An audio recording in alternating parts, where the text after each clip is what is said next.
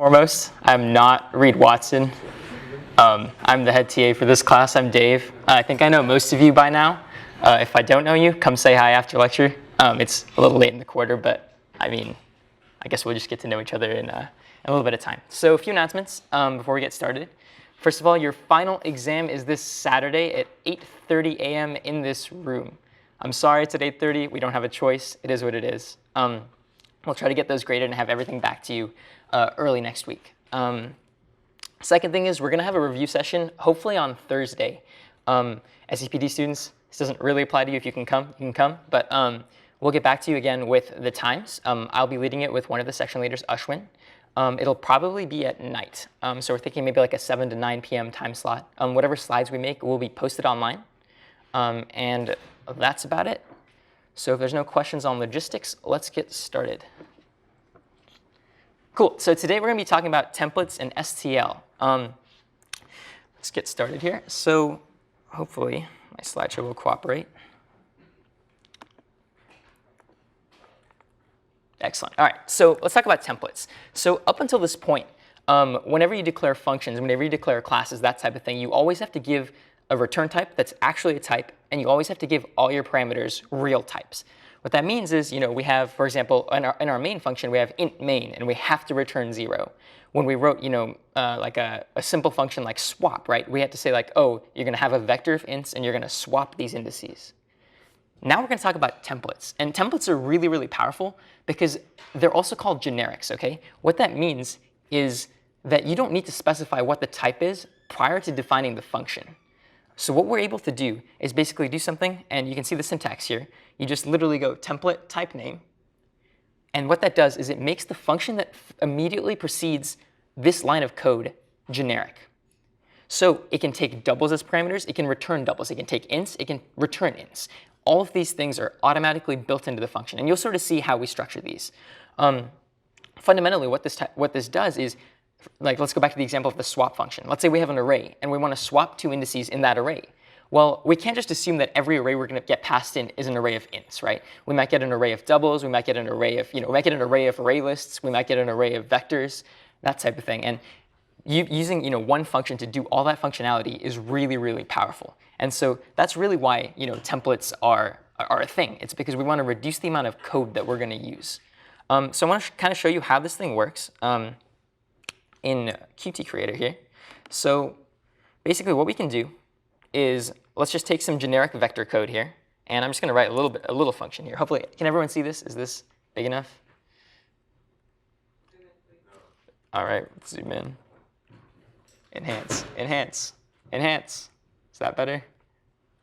Great. Well, actually, now I won't be able to compile it properly, so let's just increase the size of the font here. All right. Maybe 36, that sounds good. All right, a little overzealous there.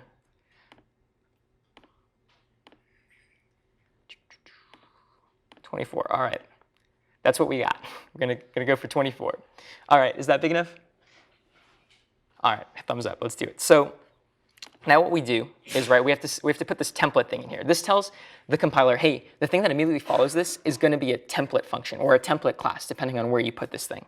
So you go template, and then you specify what the type name is in the alligators. I don't know what the alligators are actually called, so we're just going to call them alligators. So basically what happens is, now that we've defined what the type name is, right, this type name is T. It doesn't have to be called T. We could call it anything. We could call it Dave. We could call it Reed. We could call it, I don't know, anything you want. T is sort of the standard and that we're going to use for the rest of this lecture. So what you can do now is you can just define functions normally. And wherever you used to have a type, you can now put the letter T. Okay? So what that means is we can do something like this. We can say T. Let's say we had a simple function that basically you pass in 2 of any type, and it tells you which one is greater. So we could say T, my max. And what we could do is we could pass in 2 variables of the type T, right? This ambiguous type, this template type. So it would be T maybe like entry 1 and T entry 2. And what this does is you can see Qt Creator is really helpful. It highlights the type for you, just like any other type. If this thing was int, it would be purple like this. And what that means is basically we're going to return whatever type you pass in. Okay, so we're taking two variables of type t. Again, t could be anything. It could be an array list. It could be an array. It could be an int. It could be a double. It could be anything at all. And we're going to return that type. After you set these things up this way, you can just do everything normally. So we could say if entry 1 greater than entry 2, return entry 1, right? We'd return the max. Else, we're going to return entry 2. And that's it. And it's yelling at me because of this. So basically what this means is, regardless of what type you pass in, we're going to be able to tell you what the greater one is. Now there's a few caveats with this. And part of the reason like templates aren't, we haven't taught you templates yet, is that they're very tricky to use. Because you can imagine that if this type t that we pass in doesn't have an overloaded greater than operator, right? If it doesn't have, if it's one of your classes, something you wrote, and you didn't overload this operator, then there's no way to know for the computer which one is greater, right? We could still use this function, but it would crash when you tried to use the alligator because it has no idea what that is. So despite the fact that you can pass in any type that you want, you still need to be really careful, and you still need to understand exactly what the type is doing, right? If the type doesn't have an overridden operator, you're going to have an error, and it's going to be really, really hard to debug because you're not going to know to look here. You might be looking at your class to debug it. Is that clear to everybody? Great. So you're like, that's not very interesting. And I agree. It's not the most interesting thing in the world. But what is interesting is template classes. All right. So we're going to jump from this template function world into the world of template classes. And they're a little more complicated, but they're a lot more powerful. You can imagine that, when in the Stanford vector class, we didn't want to limit you to vector of ints, right? You don't want to have to include 15 files just to be able to use a vector, right? We don't want to have, every time we have a vector, we don't want to say hashtag include vector of ints, hashtag include vector of characters, hashtag include vector of strings. We want to kind of do this with one include file. We want to do it with one class. And the way we do that is with template classes. And they function in a very similar way to template functions with a few weird quirks that we'll talk about in just a second here. So you can kind of see this syntactically very, very similar, right? In the .h file, you just throw template type name t in there. And then in the CPP, over every method, you also put in template type name t. And that just basically tells the computer, hey, in this class, right, in the header file, you're going to use this template, this type t, and we're going to use it throughout the header file. In the CPP file, you need to specify it for every single function you write. And that's just because when the compiler goes to compile your code, in the header file, it knows, OK, everything that follows this type name t needs to use this variable, which means we can use t throughout the header file. However, in the CPP, you have to do it at every function. So let's go ahead and we'll talk about in just a little bit the implementing an array list, right? We wrote an int array list back in the day. We're going to implement that and make that a generic array list, basically the implementation of vector, the C++ vector, the Stanford vector, that is. But before we can do that, we have to talk about something that's pretty weird, and that is basically how to join these things together. Normally what you're used to is this sort of header file, C++ file abstraction, right? We say we'll put the function definitions into the header file, and then we'll go ahead and we'll expand on them in the CPP, right? You put the prototypes basically in the .h, and then you write the actual function in the CPP. That's not exactly true when we use template types, and that's because of something called instantiation. Okay, so normally when you write a class, as soon as you write the class, you have your ArrayList.h, you have your ArrayList.cpp, or your PriorityQueue.h and your PriorityQueue.cpp. As soon as you have it written, when you compile the code, what happens is the computer says, all right, here's your .h, here's your .cpp. Let's go ahead and let's sort of put these symbols together. Let's create, in the cloud, let's create this class. So every time we declare a new ArrayList, we can just reference all the information that we have already. Now, with template types, that's not quite true, because you can imagine that when we compile this thing, we can't really compile it with t as a type name, right? We're trying to use this generically. But basically what that means is if we want to be able to compile one version of the class that accepts ints, then we want to compile another version of the class that accepts doubles, and then another version of the class that accepts strings, and so on and so forth. So we can't do this notion of compiling right away. Basically what happens is every time you declare a new version of the array list or a new version of the template vector, it instantiates, it creates a new version of the class itself. It compiles the class right away. And in order to make this happen, in order to make this nice and easy for the compiler to do, what we have to do is, we kind of have two options here. We need to put fundamentally all of the code into the same place. And there's two ways to do that. So one, and you might have seen this before, is we can put all of the functions right into the .h file. So normally you're used to, in the header, just sort of putting the function definitions, and then you actually write the functions in the CPP. What we can do is we can actually just write all the functions in the header file, and it's fine. There's sort of, it's sort of an antiquated notion that we can, we separated the .h and the .cpp for abstraction purposes. We say like, okay, you're going to look at the .h if you want a rundown of what the code does, if you're the client of the code, and you look at the CPP if you want to see how these things are implemented. Now, with templates, we need all the code in the same place. And so one thing you can do is just implement everything in the .h file.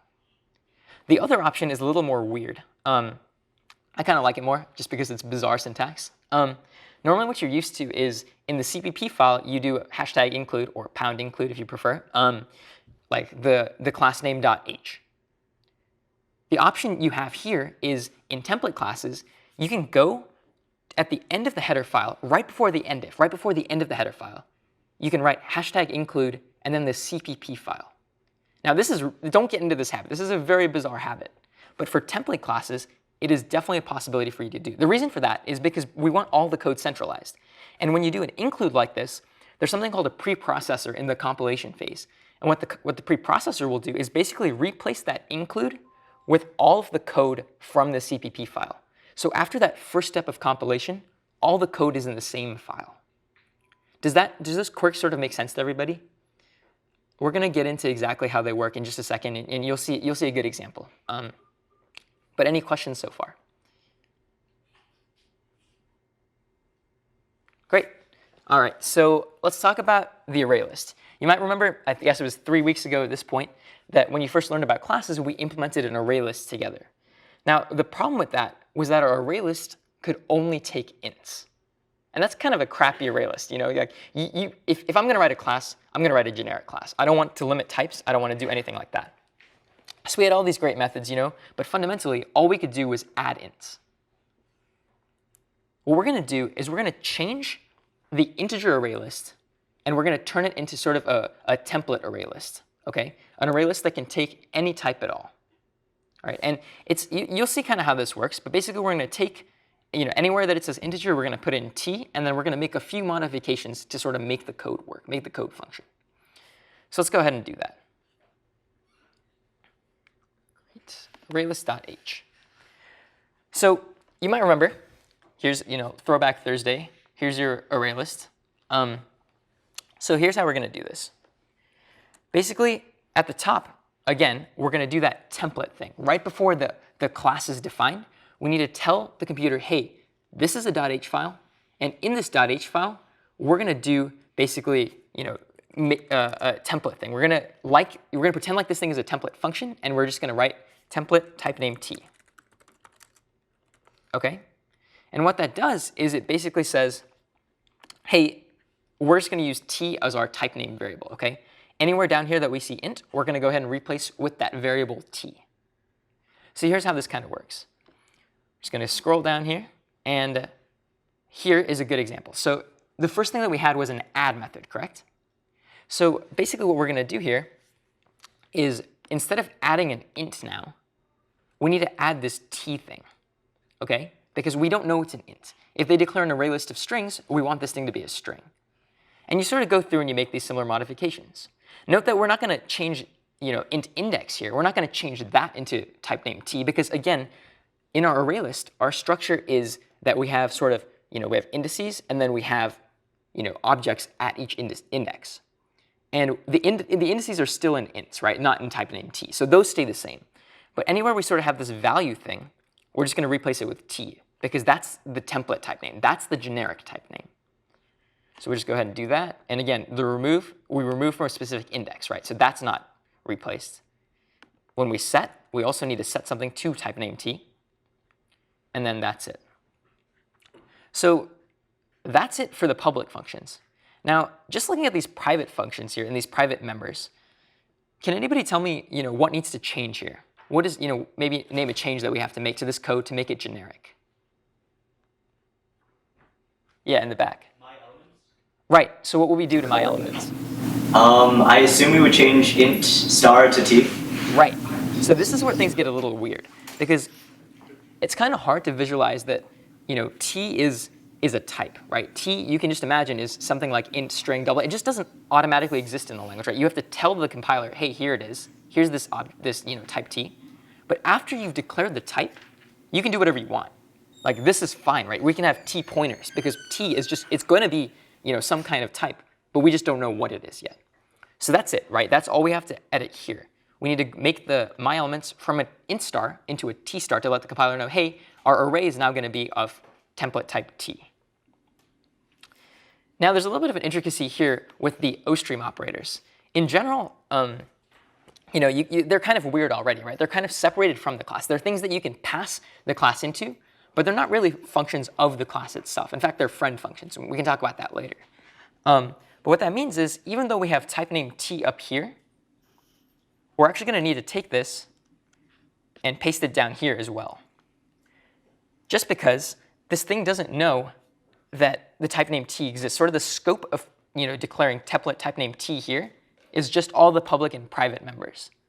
Since the OStream kind of exists independent of that, we have to redeclare the type name. And then here's where things get a little tricky. Now we don't have just a generic array list, right? I guess we're working towards that. But now it's going to be an array list of a specific type. So what that means is here, rather than just having array list ampersand, we're going to do something that you're used to doing. You just don't know that you're used to doing it. And that is, we have to declare the type name using the alligators. So from there, we'll go array list, and we declare the type name just like that. OK? Because now it's an array list of type t. Does that make sense to everybody? A little light here, and that just overloads in the CPP file. So great. All right, let's jump to the CPP now. So this is where things get a little trickier. All right, so now, at this point, I've gone ahead and changed a few of these functions already just for the sake of time, but we're going to do a few together. Okay. Now, the first thing, first and foremost, what you actually need to do here is you actually have to, everywhere it says array list like this, array list colon colon, array list colon colon, you're very used to that by now. You actually need to change this to array list t, because what that tells the compiler is, hey, there is a type, right? This isn't just a class that doesn't have a template in it. There exists a type. And I'm going to tell you what that type is, but just know that when you go to compile it. So again, everywhere here, and this gets fairly mundane, which is why I've done a few of them, but we can kind of see how this works. Again, you do template, type name, in lowercase t, and now you'll see the little t turns purple. So that's perfect. And now down here, again, what changes do we need to make?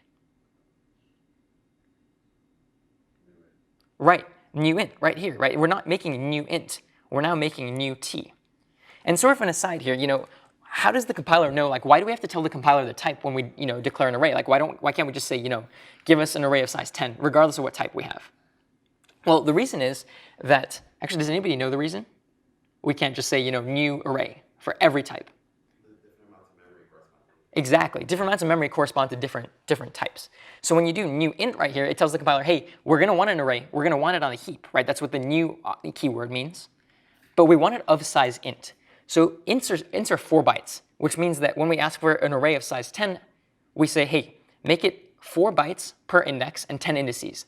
So the heap allocator, the computer, goes in and says, all right, let me find 40 bytes of free memory, and I'll give them to you.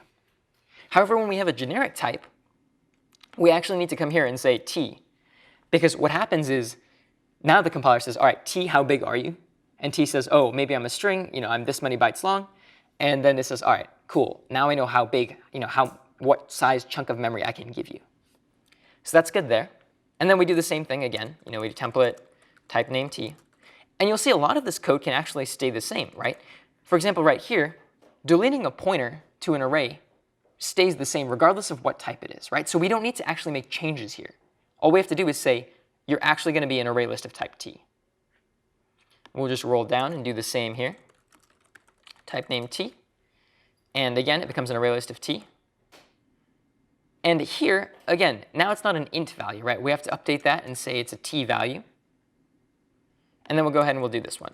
So template type name t.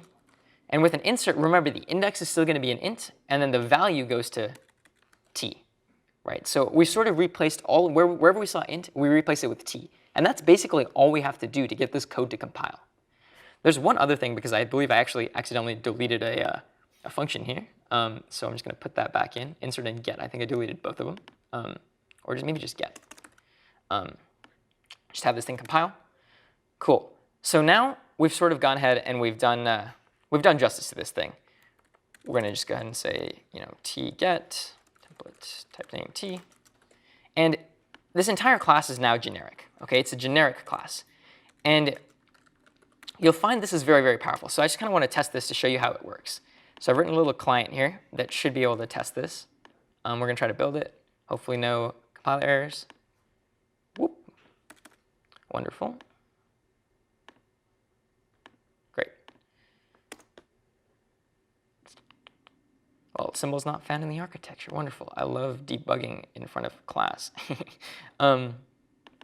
Great. For one of your array lists, you didn't declare the name as like the type T. The one Oh, here, this one. Yeah. I also think there's actually another issue here.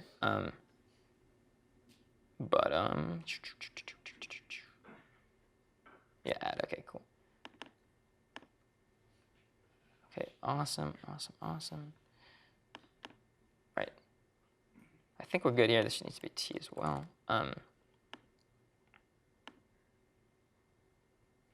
Excellent. Great. So let's try to build that again here. Wonderful. All right. It's being a little difficult here. Let's just. The CPP. Oh, right here. Yeah. Yeah, in the .h file it hasn't been declared. Oh, wonderful. Oh, cool. That is definitely the issue. Thank you. And it's also const, but whatever. Cool. All right. Something funky's going on here. I think my computer might be freaking out. But whatever. We'll work with it. Oh, it's linking. I have 2 copies of this, and it's linking a different .h file in.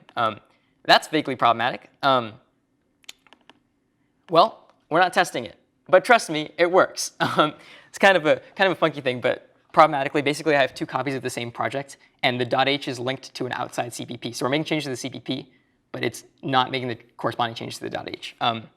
Weird bug. Don't download multiple copies of the same project. But one thing I want to show you is the last thing you have to do here, right, is we could have defined sort of in this header file, we could have defined all the functionality for the array list. But since we've made the changes in the CPP, we had the CPP already created and all that good stuff, all you have to do really is just come here and do #include, and then you do ArrayList.cpp. Now, if the computer was working nicely, we could go ahead and test it. But basically, you have to take this leap of faith with me. I promise you this thing works. Definitely, I encourage you to go home and try this. We'll post the code, the correct working code online. But basically, we're going to do this. And that includes the CPP file. It says, hey, all the function definitions you've defined in the CPP, we're now going to pull into the .h file. We're going to pull it in, and we're going to sort of centralize all the code into one spot. So when the compiler goes in and runs, it can look in one spot, create a new version of the class, and then it's generic. Okay, questions on that?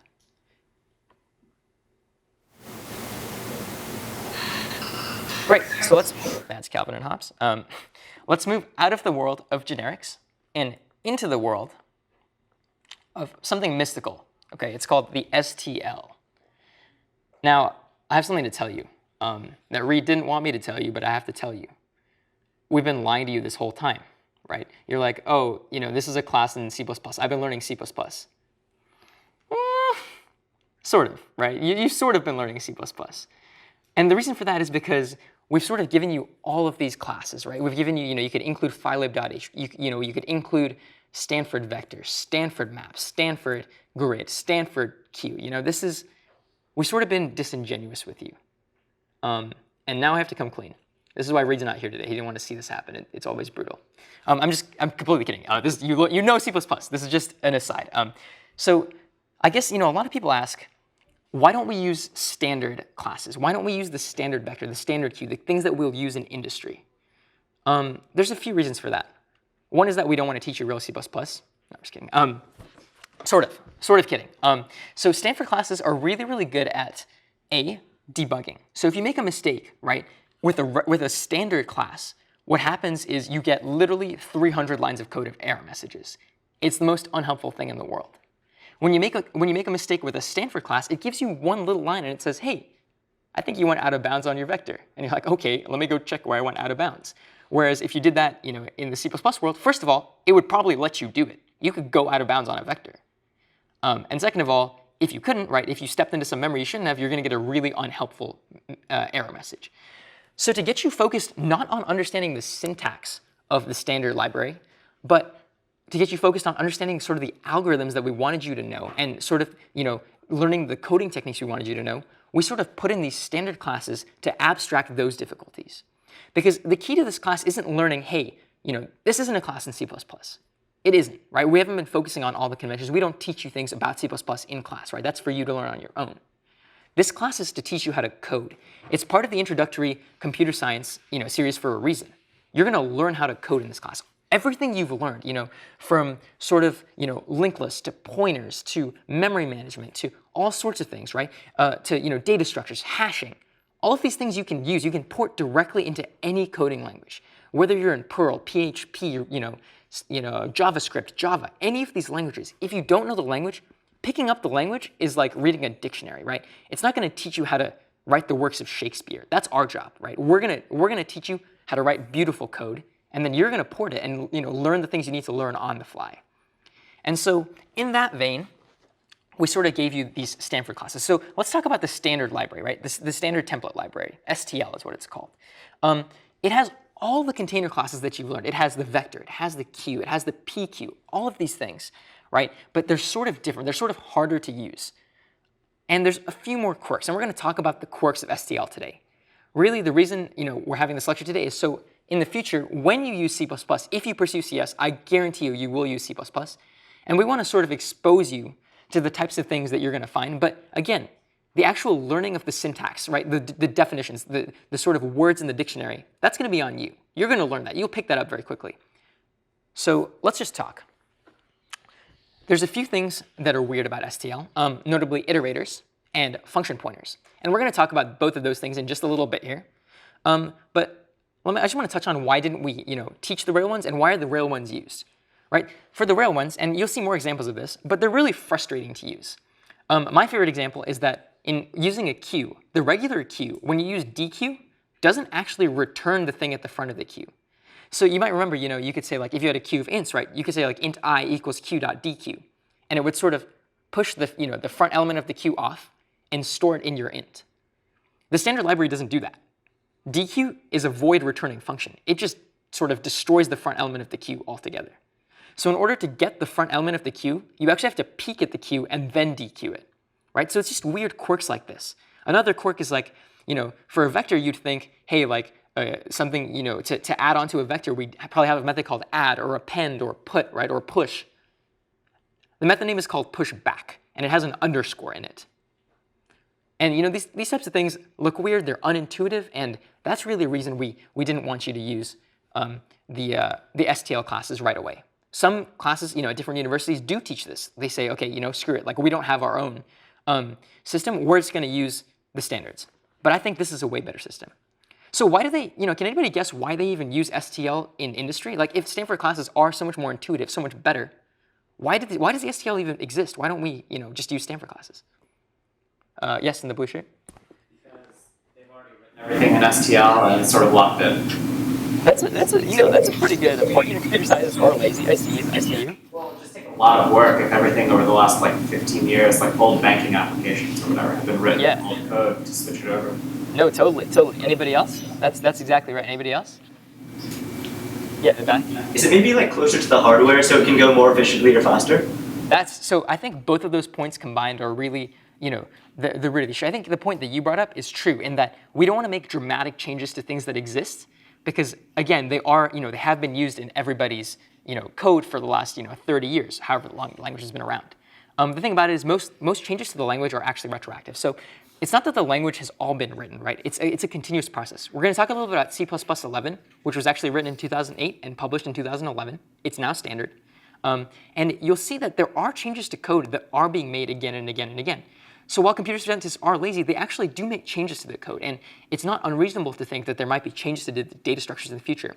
But I think what the guy in the back said is really the crux of the issue, is that these classes, right, the vector class, the map class, they're written very, very close to the hardware. They have direct memory management. One example I mentioned a little bit earlier is if you use the standard vector and you write off the end of it, it might crash your program or it might let you do it.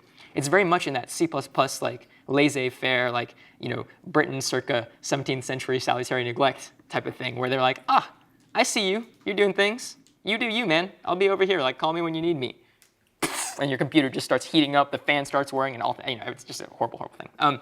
But that's right, so it's close to the hardware and it's very, very fast. There's no way we could write classes that are as fast as the standard classes. And indeed, the Stanford classes aren't even close. And again, you can try a speed test to see exactly that. But I think the point is that they're very close to the hardware, which makes them hard to use, but the upside is also great. Can I use the Stanford library in industry setting? No, you cannot. If you go work in industry, you cannot hashtag include filelib.h, unfortunately. It's very sad. But don't worry. I mean, we'll try to teach you a little bit of what standard C++ looks like, and then hopefully you'll be, you know, on your way into the future. So there's just a few things that are different between the Stanford class and the you know, standard C++ classes. First of all, a couple things don't exist. The lexicon doesn't exist. Okay, that is something that basically, I think Marty wrote it. He was just basically screwing around, and he was like, you know what would be really fun is to write a class using a trie, which is this weird type of tree. You learn about binary trees. A trie is another kind of tree. It's very strange, very fast, though. And so he implemented the lexicon. It doesn't exist in real C++. Or I shouldn't say real, since you've been writing C++, but standard C++. And then the other thing is the graph doesn't exist, right? The graph was sort of a contrived class that we taught you to say, hey, like, here's some, you know, arbitrary concepts, nodes and edges and vertices and paths and cycles. And here's, you know, some way we can implement it and try to test it out. Most graphs in industry or, you know, in practice are implemented just using linked lists. And that's really how our graph was implemented. It's just we made it a little bit nicer. Grids don't exist. You can use 2D arrays or 2D vectors, but you can emulate the exact same thing. You know, anybody in this room could write the grid class in about, you know, an hour, just using, you know, what you know about classes, what you know about multidimensional vectors and arrays. Everything else, though, is exactly the same, right? Mostly it's just the intuitive name except lowercase, right? So if you have a hash map, it's called an unordered map. Hash maps were introduced in C++ 11, which again came out just a couple years ago. There's hash sets, which are now unordered sets. But then maps, right? Our map was uppercase m, their map is lowercase m, et cetera, et cetera, et cetera. And even the PQ, your wonderful PQ, it exists. It really does. And you can go look it up, and it's great. So let's talk a little bit about transitioning from Stanford C++ into sort of standard C++. All right, here's the vector class, I think the one that most of you are most familiar with. You can see, like I mentioned earlier, the add is just replaced by pushback. Then isEmpty is just replaced by empty. And remove is replaced by erase. So it doesn't seem like too much is different, but it is. All right?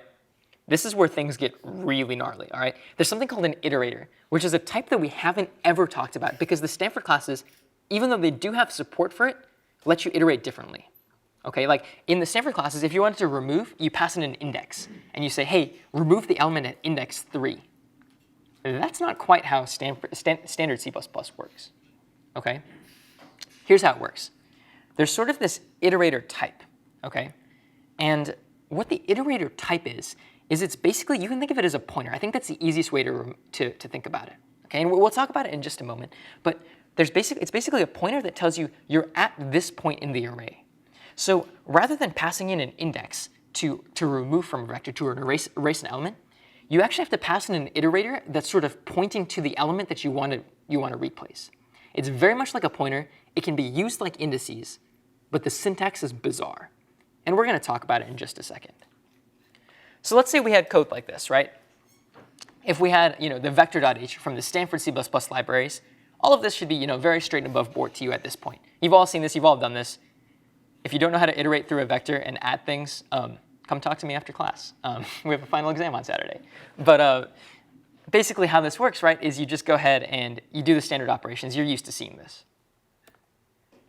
The C++ vector is slightly different, right? From the other code, Not too different at all, right? Inserting, you just do pushback. And you can push back, and then it'll append to the vector just how you're used to. What's different now is when we actually do the insertion and when we do the erasing, the deletion. You'll see here that what gets passed in is this iterator type v.begin. Okay? So what this does is it basically says, okay, v.begin is a pointer to the first element in the vector. And every STL class has its own iterator type.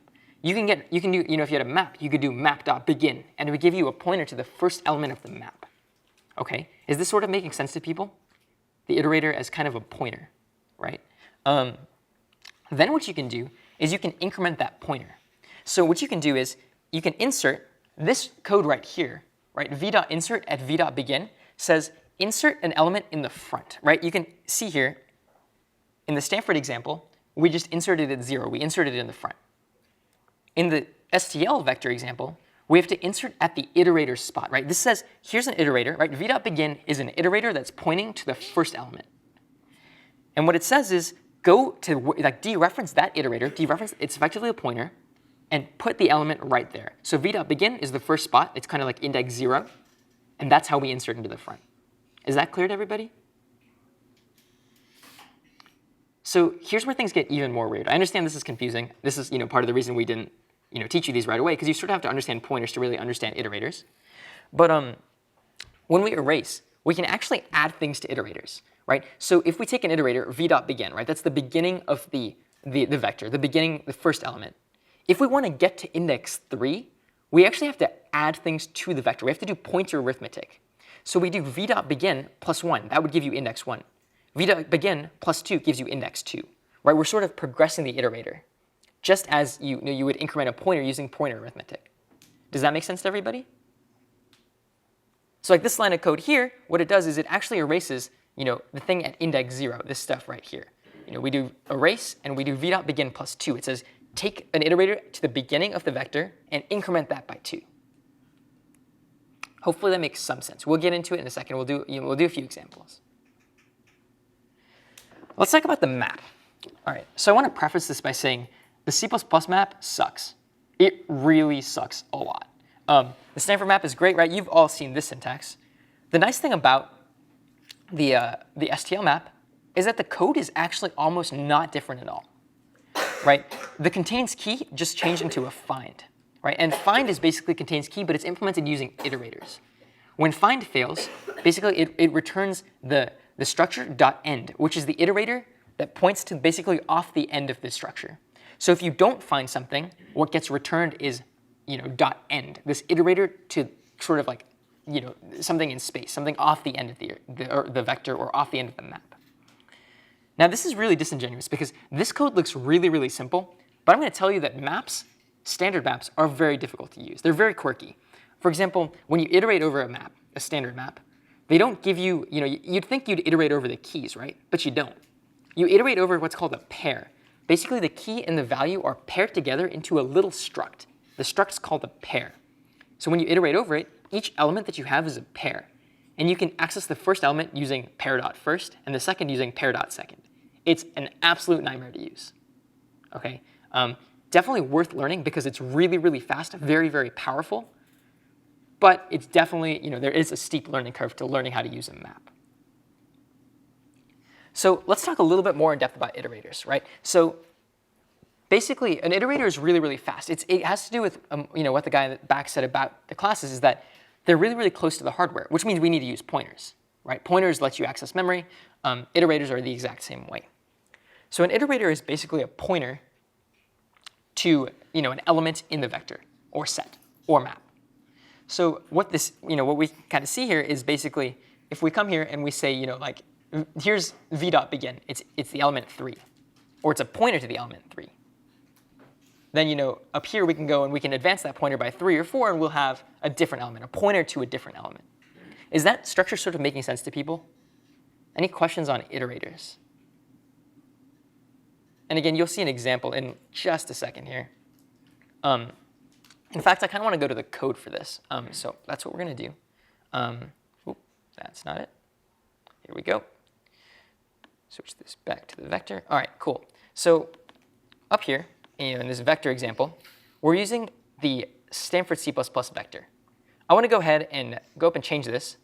And let's go ahead and use, rather than using vector.h, let's hashtag include alligator vector, right? The standard vector. Ooh. It's when, drum roll please, et cetera, whatever. So we go ahead and we change this. Now it's lowercase, all right? So now if we build this, all hell is about to break loose, right? Look at this. Look at all of these error messages. This is exactly what I'm talking about, right? This is welcome to standard C++. I think there's literally like 200 error messages here. But we'll go ahead and we'll try to fix some of them. So basically, rather than add now, we do a little pushback action. Right, we do some pushback here, and there's no cout. You can't see what's in a vector. I'm sorry, this is just, it's kind of interesting to see the error messages here, but let's comment this out. Now, if we just build this with just these 3 lines of code, right, we add 2 things to a vector and then we try to print it out, you literally get 50 lines of error message. And this is actually like a nice compressed version by Qt Creator. This is what the actual error code looks like, right? It's just hundreds and hundreds of lines for a single mistake. And that mistake was just not knowing that you can't see out a vector. Right, that's it. But again, the rest of the code can work in a very similar way to what you're used to, right? You can do, you can go for int I equals 0, blah, blah, blah, and access elements by index. But let's say, you wanted to do something different here. And you wanted to iterate over each element, and you wanted to use an iterator, right? And using an iterator is important because what if you want to, say, like remove all the odd elements from a vector, right? So let's just go ahead and we'll write a little bit of code. We'll say for int I equals 0, I is less than, maybe 50, I plus plus. We'll just add basically all the numbers 1 through 50 to our vector. Okay? Pretty standard at this point. We're just using pushback instead of add for these purposes. So what you can do now is we need to introduce iterator types. And I'm going to show you 2 ways to do this, okay? There's sort of one way, and you'll see it right here, is that we have to use this iterator type. We do vector of int : iterator. So you have to put the type in exactly how you'd have it, right? So our type here, the type that we've declared is vector of ints. So we have vector of int. This tells the computer this is the kind of iterator we want. And it's normally called it. And we're going to initialize that to be the first element, right? And a pointer to the first element of the vector, v.begin. Then what you do is it not equal to v.end, right? We're sort of iterating over the entire vector from the beginning to the end. And then at the end of this, you have to progress the iterator, just like in any other for loop. And iterators are progressed like this, sort of plus plus it. So just to show you how this works, this is kind of a trivial example of it because you could see out a vector using just the index notation. But to show you how this is kind of a pointer, to print out all the elements in the vector, you would have to do cout, and then you dereference it. You say star it. Does that make sense to everybody? Any questions? Are you incrementing the iterator? Right, you increment, oops, that is not an iterator, that is Calvin and Hobbes. Okay. Right here, right? So the way you increment the iterator is just by adding to it, plus plus, that's it. So what this does now, hopefully, assuming this code will compile, so that's the rest of these. Let's just go down here and comment these bad boys out.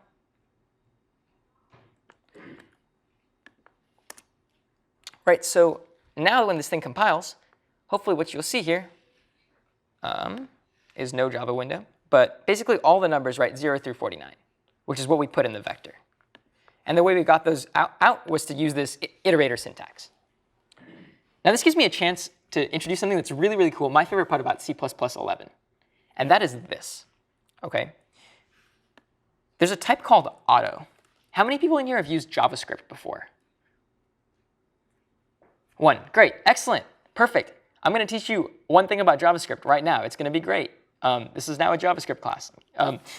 Basically, JavaScript has this thing called type inference, which basically means there are no variables, right? There's no int, there's no double. Everything is just one variable. It's called a var. And it automatically can figure out what variable you meant.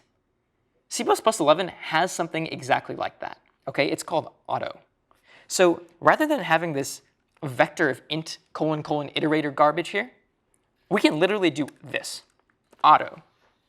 And what it does, this is called type inference. Okay, what happens here is the code comes here and says, what is v.begin? What's that thing going to return? Well, that thing returns an iterator type. So then the computer can infer, hey, you want an iterator. And this really just saves you, lines and lines of code, because typing out vector int : iterator is a pain in the butt. The thing about auto, though, is it can actually be used for other things, too. If we have like int I equals 5 and int d equals 6, we can actually do something like this. Auto sum equals I plus d. And we don't have to write int. Again, you wasted a character by writing auto, but it infers the type. Yes? Does it slow it down to not pivot a type? Yes, but also not really. Because so type inference can happen really, really quickly. Because on the right-hand side of the code, the compiler already has to make decisions, right? For example, if you add an int and a double, it needs to know like, hey, you want type promotion, right? It's already making these decisions. It's already doing these checks. So if it goes to the right-hand side and it says, oh, you're adding 2 ints, it can know that, like, you can basically say it's like instantaneous, right? This isn't going to slow your computer down noticeably at all. Good question.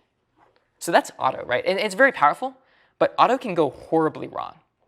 And the reasons it can go horribly wrong are if you don't know what the actual type is, right? If we iterate through a map, right? So I'm going to just show you basically what iteration through a standard map looks like. Just comment this out. So we'll go for include map. And let's just say we do a map, a very simple map. We'll do one from ints to ints. Right, we'll call it m. Right, and maybe we say like m of 5 equals 3, m of 6 equals 2, m of 1 equals 47, something like that. Now let's say we wanted to iterate over a map. Well, we can use this for each notation, right? You've learned this notation before, right? For, and we could say, auto, using the auto syntax, like entry in map. Do something like see out the entry, right? You'd assume that this thing is like the key, right?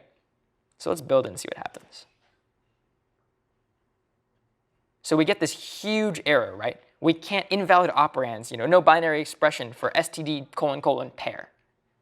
The reason this happened is because we didn't know what type auto was. We made an assumption about what type auto was going to be, and we were wrong, right? And this makes it very hard to debug, right? If I had 500 lines of code up here, it'd be very difficult to find out exactly what this bug was.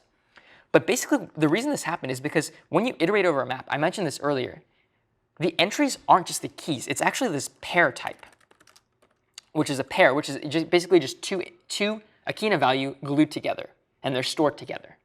So when you do this, right, every auto is actually pair of int to int. That's the actual type here, but we didn't know what that was. So that's a word of caution with using auto. Don't worry too much about doing this. If you actually have to use the map, you learn what pairs are and everything. But fundamentally, don't go just crazy with auto. One is it might be a little bit slower. And two is if you don't know exactly what the type is, you might screw yourself over. Why couldn't it figure it out? It did figure it out, right? It did figure out that what auto was. It came out as a pair.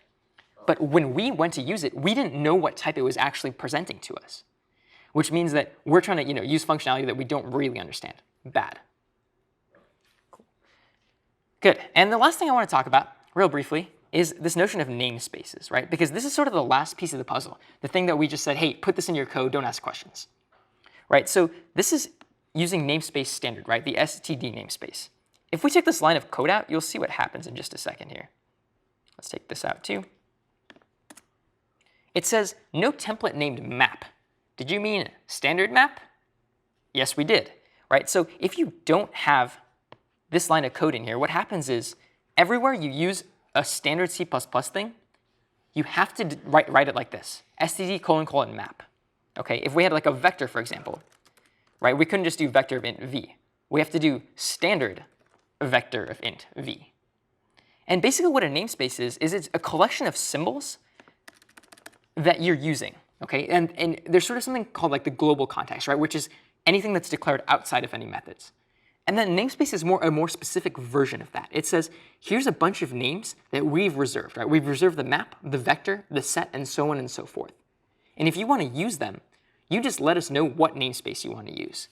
So to avoid having to write std : on every single line of code, we basically have this line of code right here, which says using namespace std, which says if you don't know where to look, just look in the standard namespace. Yes? What if you use two different namespaces that both call the same thing? Like there's two different types of vectors. Right, so there's two different kinds of vectors, right? We could easily write our own namespace right here, which would be like namespace Stanford, and we declare like our own type in here. Maybe we went through and we had the whole like class declaration, all that good stuff. what would happen is we'd actually have to declare, like when we used a vector, we'd have to say like Stanford : vector of int versus std : vector of int. It's okay to have colliding types, the same type in different namespaces, but you have to specify which one it is if it does collide. Anyway, that's all the time we have. Oh, you can use two different namespaces. This is totally fine. Yeah, as long as you specify. You can use as many as you'd like. As long as you specify when you use the variables, which one you're referring to. What I'm saying is you have using namespace STD. Can you also say using namespace Stanford as well? Sure, we wouldn't need to do that because it's declared in this code itself. But if we were to use, a different namespace, if we were to, something that's not sort of like, in the cloud, if we on our page, something that's somewhere else, we would have to use a different namespace, and then we could specify just like we specified here. So have to use : : exactly. Anyway, hope that was a good introduction to standard C++. And thanks for coming today. Let me know if you have any questions. I'll be here.